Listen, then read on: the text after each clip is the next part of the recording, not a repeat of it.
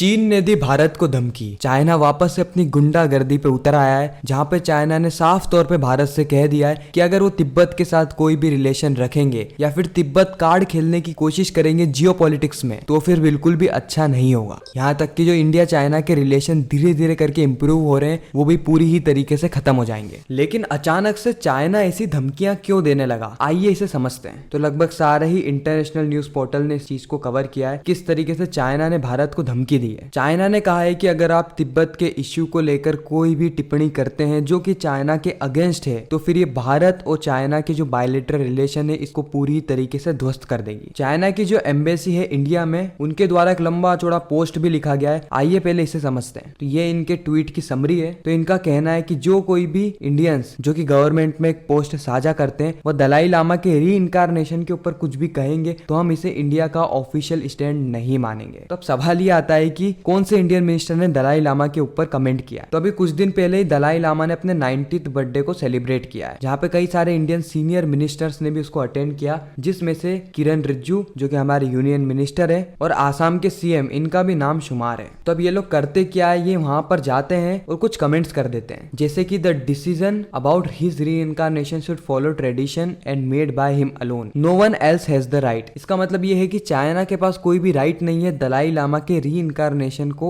Decide करने का। अब ये री इनकारनेशन क्या होता है और ये दलाई लामा का पूरा इश्यू क्या है, पहले इसे हम समझ लेते हैं, इसके बाद हम आगे बढ़ते हैं। तो दलाई लामा के बारे में लगभग हम सभी लोग जानते हैं। ये तिब्बतियन कल्चर में एक हाई रैंकिंग स्पिरिचुअल लीडर है और तिब्बतियन लोग ये बिलीव करते हैं कि इनका जो भी सीनियर बुद्धिस्ट मॉन्क है, खासकर दलाई लामा, वो पुनर्जन्म लेते हैं उनकी मृत्यु के बाद। अब उनका पुनर्जन्म डिसाइड कौन करता है कि यही उनका पुनर्जन्म था, तो या तो दलाई लामा खुद डिसाइड करते हैं या फिर उनकी जो अथॉरिटी है, उनका जो ट्रस्ट है, वह डिसाइड करते हैं। तो इसी बात को लेकर पूरा विवाद छिड़ा हुआ है। चाइना कहता है कि जो अगला दलाई लामा यानी 15th दलाई लामा, उसको हम लोग डिसाइड करेंगे, यानी बिना चाइना के परमिशन के 15th दलाई लामा को सिलेक्ट नहीं किया जाएगा। वहीं पर जो दलाई लामा है, इनका कहना है कि जो भी अगला दलाई लामा होगा वो हमारी ट्रस्ट के थ्रू ही डिसाइड किया जाएगा, हमारे कल्चर के थ्रू ही डिसाइड किया जाएगा। तो इसी बात को लेकर पूरा विवाद है। तो पहले हम इनकी रीइनकारनेशन प्रोसेस को समझ लेते हैं। उससे पहले अभी तक कितने दलाई लामा एग्जिस्ट कर चुके हैं। तो जो अभी के दलाई लामा है, उन्हें 14th दलाई लामा कहा जाता है। उनको सिलेक्ट किया गया था जब वो सिर्फ 2 साल के थे। अब सिलेक्ट करने का प्रोसीजर क्या है, आप ये पढ़ सकते हैं। कुल मिला के आप ये कह सकते हैं कि जो पुराने दलाई लामा थे, उनकी चीजों को पहचानना और कुछ ट्रेडिशन को फॉलो करने के बाद उस बच्चे को या उस व्यक्ति को सिलेक्ट कर लिया जाता है कि यही अगले दलाई लामा है। यानी ऐसा माना जाता है कि दलाई लामा के बाद उनकी आत्मा इसी के अंदर आई है, ताकि वो जो अपना अधूरा काम है उसको पूरा कर सके। तो ये आप देख सकते हैं, ये 14th दलाई लामा है। ये इनकी कुछ पुरानी पिक्चर्स। ये सिर्फ 2 साल के थे तब इन्हें सिलेक्ट कर लिया गया था एज दलाई लामा। मतलब ऐसा कहा जाता है कि जो 13th दलाई लामा है, वही इनकारनेट होके इनके अंदर आए। तो अब बात आती है कि जो 15th दलाई लामा है, उनको चूज कैसे किया जाएगा। तो जो अभी के दलाई लामा है, उनका ये रियल नेम है तेंजिन गाइट्सो। उन्होंने कई बार स्टेटमेंट्स दिए उनके सक्सेसर के ऊपर, जैसे कि उन्होंने कहा है कि उनकी सक्सेसर फीमेल हो सकती है और जो भी इनका सक्सेसर होगा यानी अगला दलाई लामा, वो चाइना के बाहर ही पैदा हुआ होगा, क्योंकि हम जानते हैं कि तिब्बत का इलाका है वो पूरा ही चाइना ने कंट्रोल कर लिया है। और चाइना का तो कहना ही ये है कि जो अगला दलाई लामा सिलेक्ट होगा वो चाइना से होगा, यानी तिब्बत की टेरिटरी है वहां से होगा। और दलाई लामा ने यह भी कहा है कि इनका जो सक्सेसर है वो कोई एडल्ट भी हो सकता है। तो अभी तक इसके ऊपर कोई क्लैरिटी नहीं है दलाई लामा सिलेक्ट कब होता है। तो होएगा कुछ यूं कि जो 14th दलाई लामा है, जब इनकी डेथ होगी तो उसके बाद ही इनका रीइनकारनेशन डिसाइड होगा, इनका सक्सेसर डिसाइड होगा। तो इस पूरे मामले को लेकर जो चाइना है वो गरमाया हुआ है और इसके ऊपर जले पे नमक छिड़क दिया हमारे कुछ मिनिस्टर्स ने। जहाँ पे ये जो सीएम है अरुणाचल प्रदेश के, इन्होंने तो यह तक कह दिया कि हम जो है वो चाइना के साथ कोई भी बॉर्डर शेयर नहीं करते, हम बॉर्डर शेयर करते हैं तो तिब्बत के साथ शेयर करते हैं। और जो तिब्बत की ऑफिशियल वेबसाइट है, उन्होंने तो पूरा माहौल सेट कर दिया मैप पे रिलीज करके। खैर देख सकते हो, first post, times of India, सभी ने इस बात को कवर किया है। तो इस बात से चाइना और ज्यादा गरमाया हुआ है। अब कोई भी अगर दलाई लामा के सक्सेसर के ऊपर बात करता है तो चाइना उसे साफ मना कर देता है, कहता है कि ये तो हमारा इंटरनल इशू है, आप हमारे इंटरनल इशू में कोई भी कमेंट नहीं कर सकते। अब ये चाइना का दोगलापन देखो, एक तरफ तो ये भारत और पाकिस्तान का जो इंटरनल इशू है पीओके को लेकर, उसमें कमेंट्स कर देते हैं, लेकिन जब इनके इशू की बात आती है तब ये कहते हैं कि नहीं नहीं नहीं, हमारे इशू में तो कोई भी कमेंट नहीं करेगा, अगर कमेंट करोगे तो आपके और हमारे रिलेशन जो है वो पूरी तरीके से बिगड़ जाएंगे। खैर वैसे भारत और चाइना के रिलेशन कोई सही भी नहीं है।